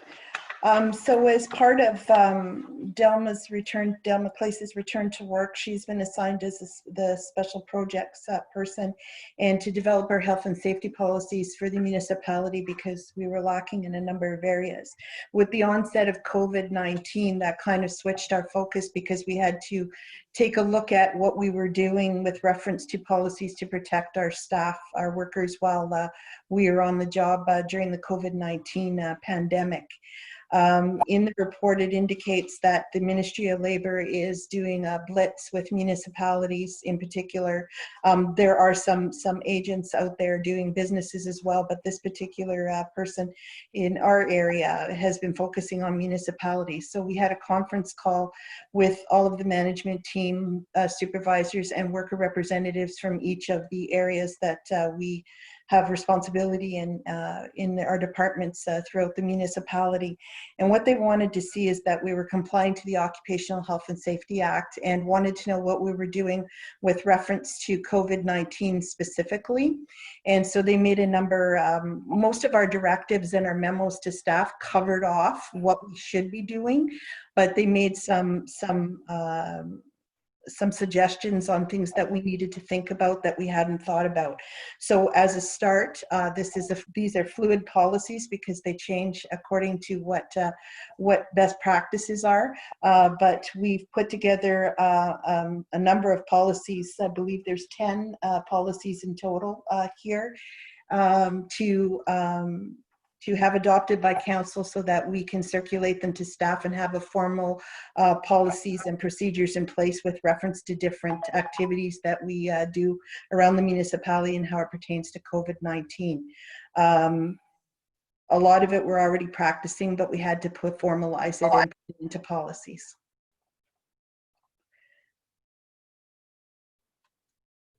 So discussion, you're ready for discussion? Okay, all right. So discussion, questions, comments. Councillor Howie. No, implementing these policies makes complete sense to me, so I have nothing further. I think it's a great venture. Thank you. Councillor Timpson. Yeah, I have to say you didn't miss a beat with any of them. It was like a real recipe book. The only thing I wanted to discuss a bit more is there any way of wording it or handling it? I noticed that every policy has a provision where a staff member can report another staff member for not complying with distancing and so on. It sounds a little bit like snitching, which it is, but is there a way of wording it or somewhere so that, you know, we're not creating staff conflict by people scolding another person and telling on them or whatever? Do you know what I'm trying to say? Is there a way of wording it or managing it so that that kind of resentment doesn't get in the way of the effective policy? Through you, Mayor Lawrence, to Councillor Timpson, is that in, what particular policy is that in? It's in all of them. It's in all of them, okay. Yeah. So what we have right now with certain policies, there is a mechanism to report something. So for example, our scent policy, there's a complaint procedure within the municipal workforce. If you find that, you know, there's somebody, you know, you have adverse effects to scents, we have a scent-free environment where they can go to HR and report it. So it's kept confidential. So what we can do is review the policy again and see whether or not that needs to be edited to make it more confidential. But we do have to adhere to if a worker feels threatened in any way because of a policy being implemented and not being respected, that they have the ability to, without recourse, to be able to complain and not complain, but put their concerns forward to the appropriate people within the municipality to have it addressed. Yeah, I totally agree. What I'm afraid of with the whole COVID thing is if people who are ashamed or feel shamed or are scolded or whatever. So it's just for us to have a different way of doing it so that it doesn't backlash, because then I can see people rebelling and then just saying the hell with it all. And, you know, like you see that in some of the street disputes. You see, you know, somebody spits at somebody because they're so ticked off at it. So I'm just saying, how can we do it so that it doesn't backlash? I can tell you, through your worship, I can tell you that it hasn't been a problem so far amongst staff that have been working. And in fact, recently I issued a directive to all of the managers to ensure that the social distancing and the appropriate donning of masks when you cannot social distance is adhered to, because I did receive a complaint from a staff member and from a member of the public as well. So, and I followed up on it, and I've noticed that some of the areas where we have not been compliant with reference to our own directives, that the managers are making sure that it's happened. So I'm not particularly pinpointing any individual. I'm doing it on a corporate-wide basis so that we ensure that everybody is adhering to it at the same time. So right now we don't see a problem with that, and we've dealt with complaints before from one staff member to another for other policies, and it has not been an issue.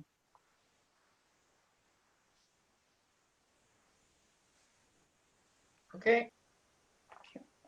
Thank you. Councillor Bath. Oh, yeah, I can't. It's pretty hard for me to criticize that policy. It's long.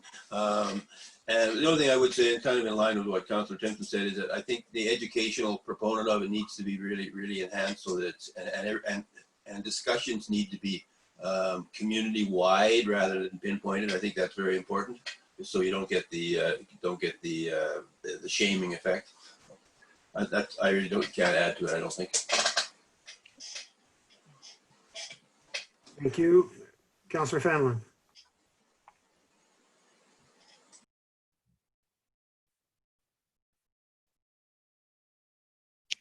Sorry, no comment on it, eh? Thank you.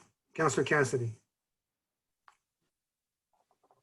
Yeah, I feel that these got pulled together pretty quickly there. I'm just curious how much staff time was invested in pulling these policies together.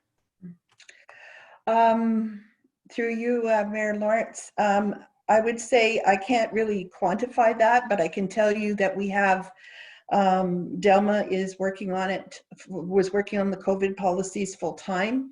And then they were vetted through the management team through emails with replies back on what they thought should be changed.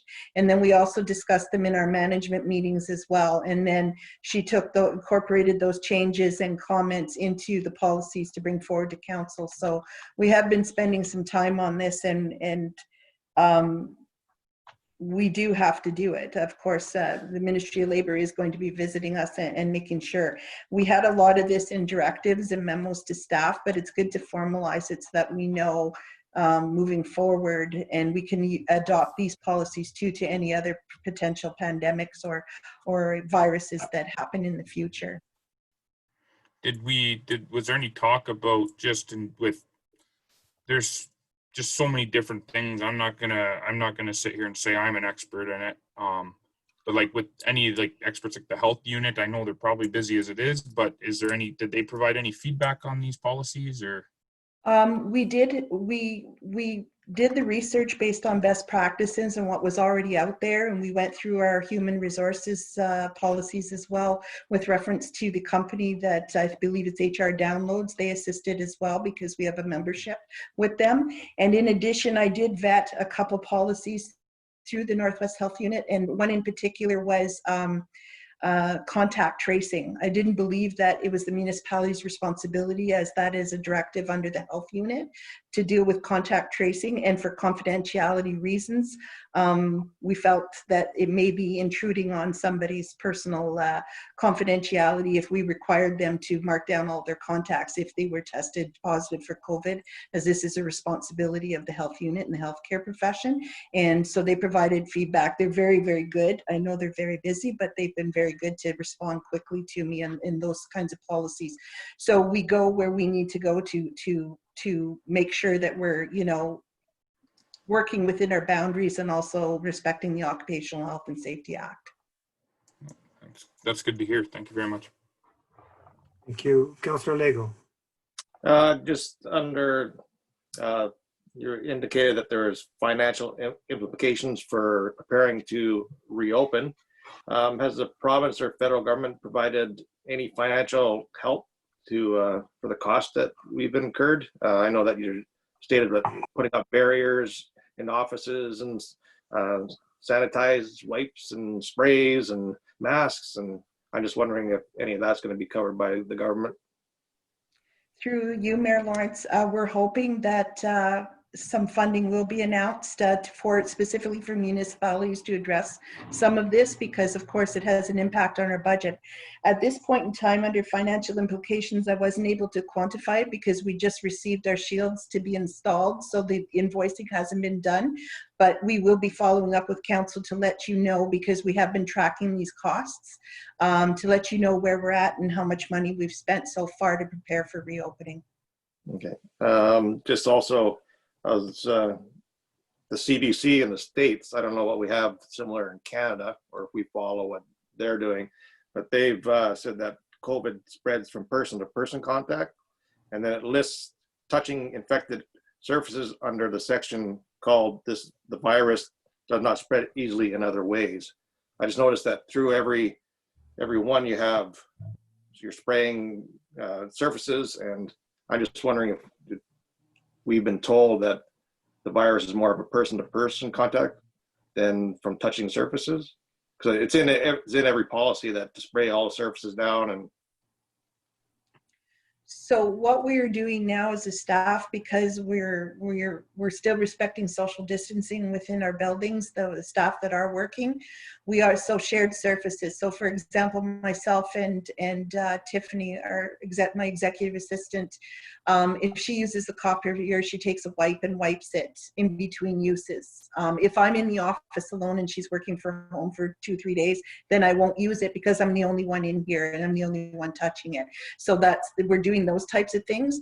And one of the policies, if you notice there's a gap, there's a 413-10, that policy is going to be the reopening policy, where we will be limiting the areas that the public comes in to interact with staff and doing the deep cleaning in between uses, you know, for example, a debit machine or things of that nature. So that policy right now we're still working on, and it's being vetted by staff.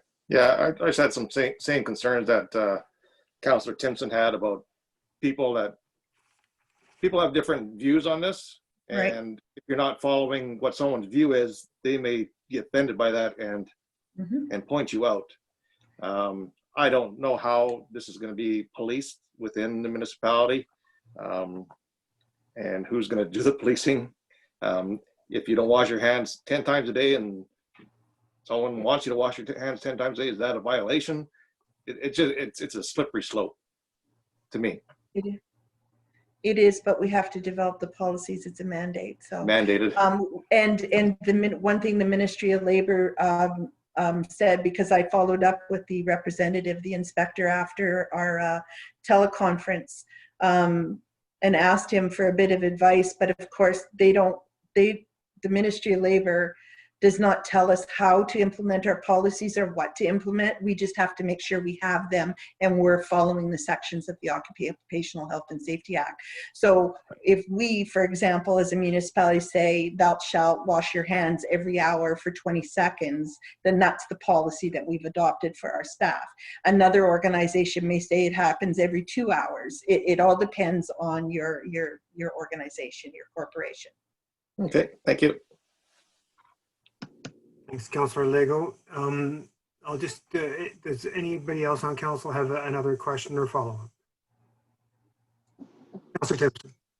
Yeah, I was just just going to say, you know, when, along the lines of what I said and Councillor Lego said, that it might be, I'm wondering if it'd be useful for staff to have regular sort of in-services on the virus, you know, how it works and how insidious it can be.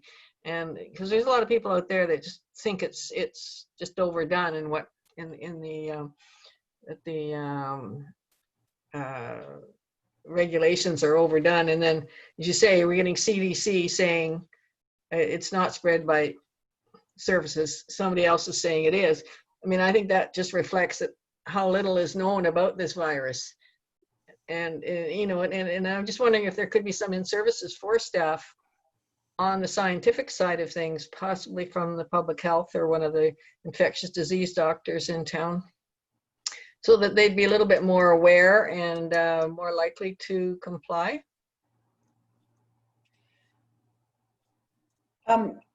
Through you, Mayor Lawrence, yeah, that's a great idea. We can set that up for staff. I can tell you right now, though, that everybody's doing their due diligence and complying with reference to what directives we put out to staff. We haven't had any issues whatsoever so far, other than the one complaint that I received from a staff member observing non-compliance of social distancing or wearing masks because they couldn't social distance. But since then, it has not been an issue, and that's the only issue that did come up. So, but yes, that's an excellent idea, and I can certainly, if that's council's wishes, we can set that up. Well, I mean, I even see myself starting to get lax because, you know, you start to forget. You forget that it's out there, and just little reminders, I think, too, and possibly even their reminders that of, you know, if they go to Dryden, you know, just extra precautions and that sort of thing. So, like what they do outside of work, you can't control, of course, but if they were more aware, they, you know, might change some habits outside of work. So, those are just comments, basically. I'm glad to see the policies there. Delma doesn't miss a beat, eh? I loved it, the description of putting on your gloves and taking them off. Anyhow, that's it. Thank you. Anything else, council?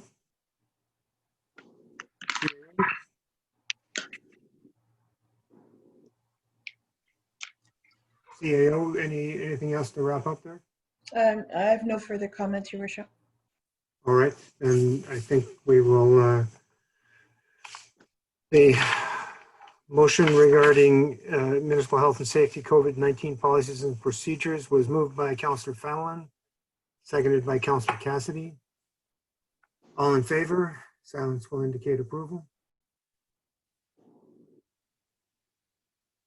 Carried. Thank you. Bylaws.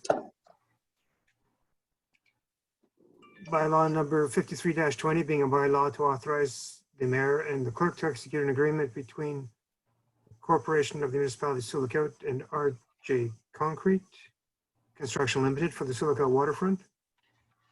Bylaw number 54-20 being a bylaw to establish a health and safety policy manual for the Corporation of Sioux Lookout and to adopt certain health and safety policies. And this one's in here, clerk, there was no discussion. This is just, we're putting this in. It was in the agenda package. That's correct, Mayor Lawrence. As always, if council wishes to discuss it, they may. Okay. And bylaw 55-20 being a bylaw to appoint an emergency services manager, fire chief for the Corporation of the Municipality of Sioux Lookout, Robert Popovic.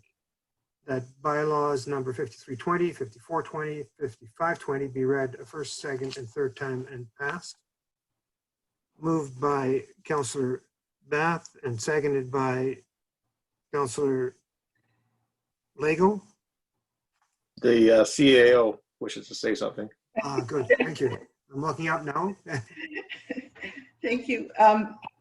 Through you, Mayor Lawrence, if we can just revisit the contract amount price, because subsequent to just when we went into break, I talked to Jody Brinkman, our development services manager, and indicated that probably the $80,000 that's in there right now should not be part of for the contingency for topsoil seed, should not be in there in the contract price, because that's negotiated items if we need to use that contingency.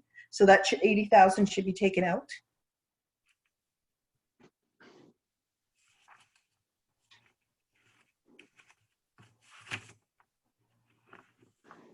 So clerk, how do you want how do you want council to address this? Through Mayor Lawrence, I would ask that the resolution, if it's agreeable to the mover and seconder, we will change the amount to $1,705,301.67 plus HST. If the CAO can confirm that's the correct amount. Yes.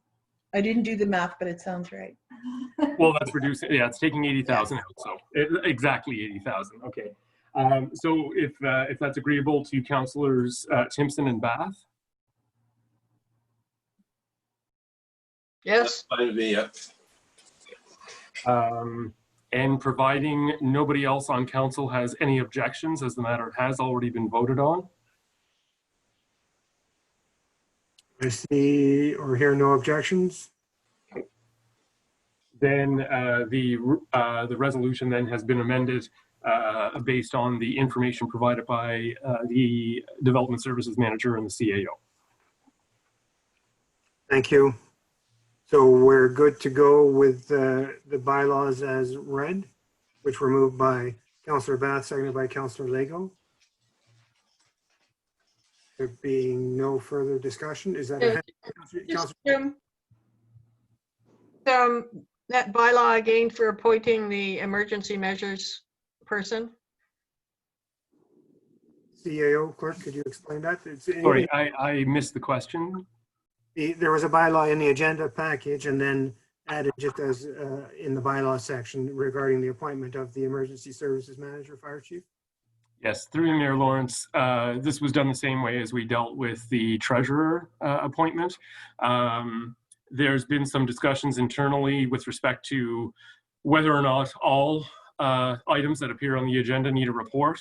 It was felt in the interest of time that in this case, a staff report wasn't required. So that's why there is no staff report accompanying the bylaw. Thank you. And we'd been informed of this appointment. Councillor Timpson, go ahead. Yeah, he's not the bylaw, the chief of the bylaw though, is he? No. He's just the volunteer fire chief, correct? Sorry, go ahead. Through Yes. you, Lawrence. No, he is a full-time emergency services manager, fire chief for the municipality. He's not a volunteer fire chief. And he's replacing Rob Favat. He's our new hire. It's Bob Popovic, or Robert Popovic. Right, so now wasn't Rob Favat, he was the head of bylaw too, was he not? Yes, and in the job description, this is the same. The job description was updated, but the responsibilities are still overseeing bylaw, yes. Okay. I would just like to congratulate Bob and welcome him. I think he'll be a great addition. Yes, I'm happy to hear this as well, and thank you to Robbie for all his many years of service as well. Yep. I think absolutely echo that. And we've, through the public announcements, we've tried to convey that as well. And was fortunate we were able to congratulate him in, I believe, February with his 45 years of service certificate. We've got some recognition there as well.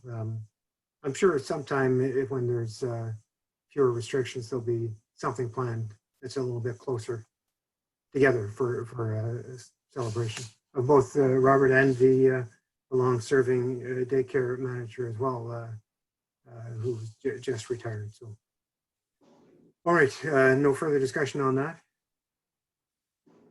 All in favor? Sounds indicating approval. Hearing nothing, carried. Thank you.